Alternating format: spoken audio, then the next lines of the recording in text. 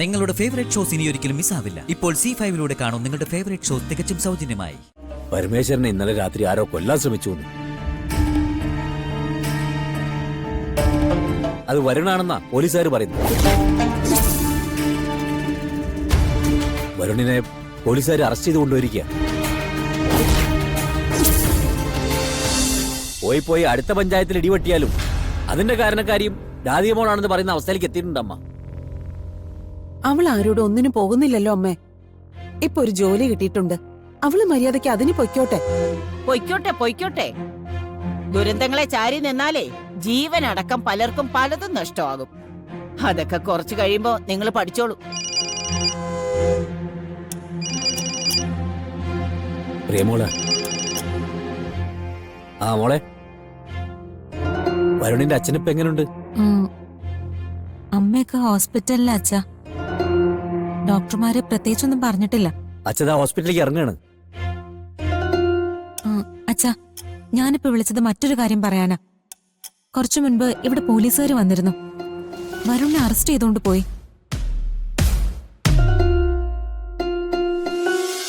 എന്തിന്? അച്ഛനെ ആരോ കൊല്ലാൻ ശ്രമിച്ചു എന്നാ പോലീസുകാർ പറയുന്നത്. അവരെന്തോ സാഹചര്യ തെളിവുകളുടെ കാര്യമൊക്കെ പറഞ്ഞു. വരുണിനെ അവർക്ക് സംശയം. എന്തൊക്കെ ഭ്രാന്താ നീ പറയുന്നത്? വരുൺ പരമേശ്വരനെ കൊല്ലാൻ ശ്രമിക്കേ?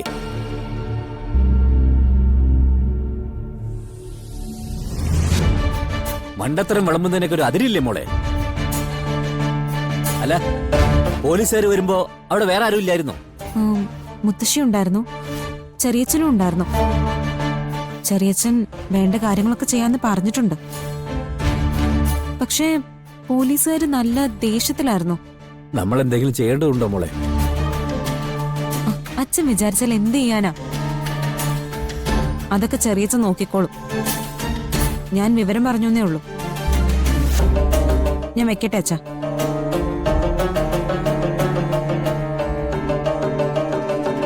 എന്താ പറഞ്ഞേ?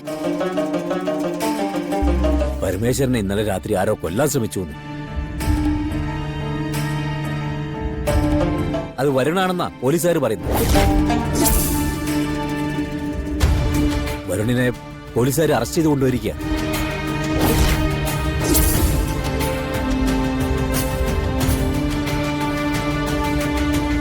അച്ഛാ, വരുൺ അച്ഛനമ്മമാരോടൊക്കെ നല്ല സ്നേഹ.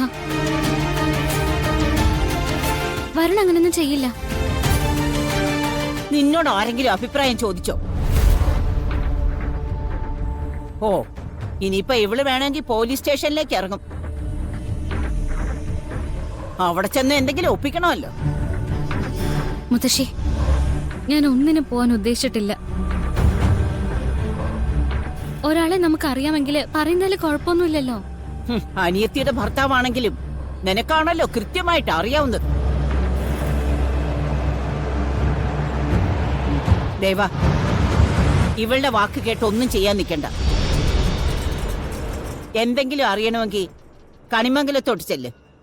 എന്തെങ്കിലും ചെയ്യണമെങ്കിൽ അവിടെയുള്ള ആളുകളോട് ചോദിച്ചിട്ട് ചെയ്താൽ മതി.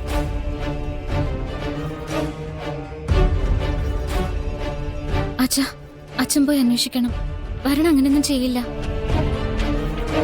ചെയ്യില്ലെന്ന് എനിക്ക് ഉറപ്പുണ്ട് മോളെ. ഒന്നാമത് പോലീസ് സ്റ്റേഷനിൽ പോയിട്ടൊന്നും അച്ഛന് പരിചയമില്ല. ഇക്കാര്യത്തിന് അമ്പല കമ്മിറ്റി പ്രസിഡന്റിനെയോ പഞ്ചായത്ത് പ്രസിഡന്റിനെയോ കാണുമെന്ന് വെച്ചാ ഇതൊക്കെ എല്ലാവരും അറിയും. അതൊന്നും വേണ്ട. നിങ്ങൾ ചന്ദ്രശേഖരനെ വിളിച്ച് വിവരം ചോദിക്ക്. അവരെ കൂട്ടിയാ കൂടുന്നതൊന്നും നമ്മളെ കൊണ്ട് നടക്കില്ലല്ലോ. അങ്ങനെ ചെയ്യാം.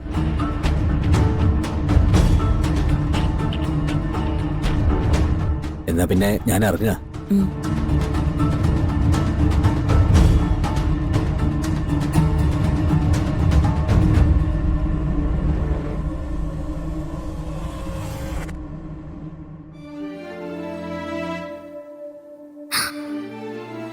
കൃഷ്ണ, വരുണൊരബദ്ധം വരുത്തരുത്. അച്ഛനെയും അമ്മയും വരുൺ എത്രമാത്രം സ്നേഹിക്കുന്നുണ്ടെന്ന് എനിക്കറിയാം. വരുണിന്റെ ഭാഗത്തുനിന്ന് ഇങ്ങനൊരു തെറ്റ് ഒരിക്കലും ഉണ്ടാവില്ല. കാക്കണേ ഭഗവാനെ.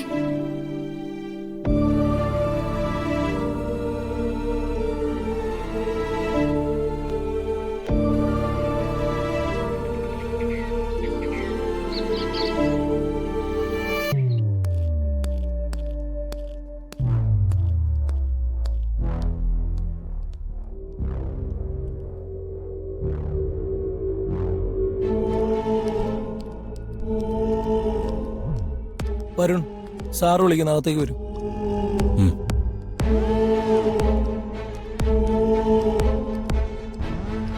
മാതാപിതാക്കളെ കഴുത്തിന് വെച്ച് കൊല്ലുന്നതൊക്കെ ഇപ്പോഴൊരു ഫാഷനായി മാറിയിരിക്കുകയാണല്ലോ.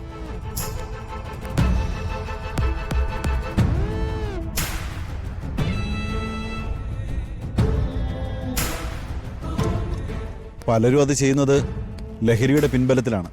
പറഞ്ഞിട്ട് കാര്യമില്ല. സത്യസന്ധമായി അച്ഛനമ്മമാരെ സ്നേഹിക്കുന്നവർ ഇങ്ങനെയൊന്നും ചിന്തിക്കില്ല. ഞാൻ കുറച്ച് കഴിഞ്ഞ് അങ്ങോട്ട് വിളിക്കാം. സർ, ഇരിക്കി.